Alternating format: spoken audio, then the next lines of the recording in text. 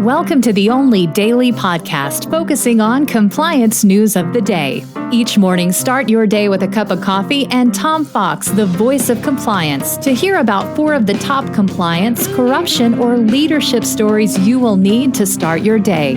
The Daily Compliance News is a production of the Compliance Podcast Network. First, a word from this month's sponsor, Ethico. In the delicate arena of compliance, every conversation matters.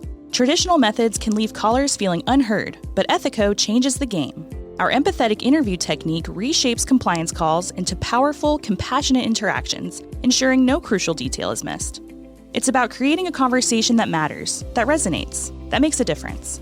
Be the change in your compliance approach. See the transformation for yourself at ethico.com/CPN. Book a demo, try our free ROI calculator, and explore the white paper by Tom Fox, The ROI of Compliance. The Daily Compliance News for August 28, 2024, the $100 million podcast edition.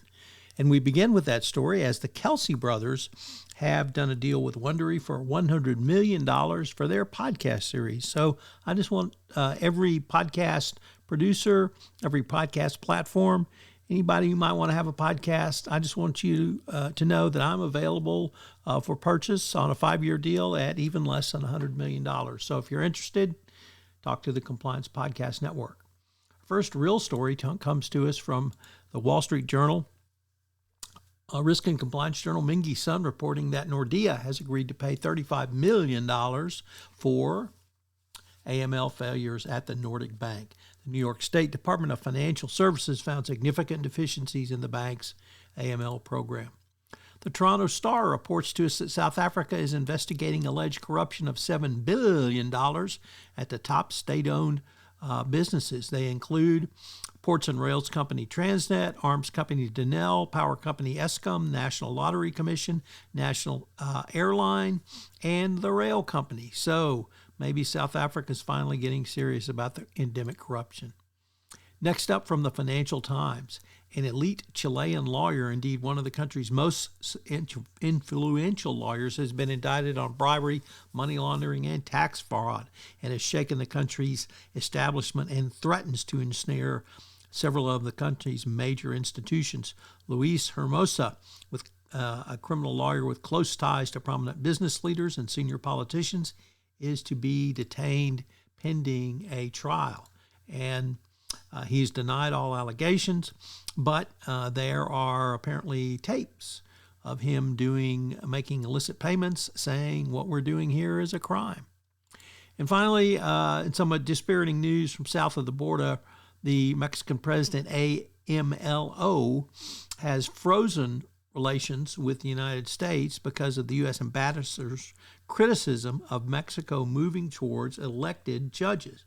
Now, I live in the great state of Texas where we have a history of elected judges. What can go wrong? Well, you get wide swings from MAGA hat idiots to more centered, stable judicial members, but it's a great way to influence the judiciary if you can elect them.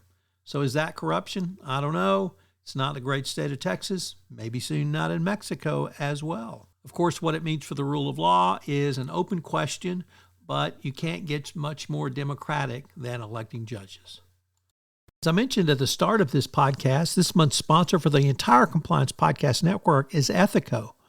Have you ever wondered how to show the ROI of your compliance program? Have you struggled with the budgeting process, getting the funds you want for your compliance program? Well, I've partnered with Ethico to put together a white paper on the ROI of compliance, which shows you not only how to demonstrate ROI, but also how to speak finance when you're sitting across from the CFO with your budget proposals.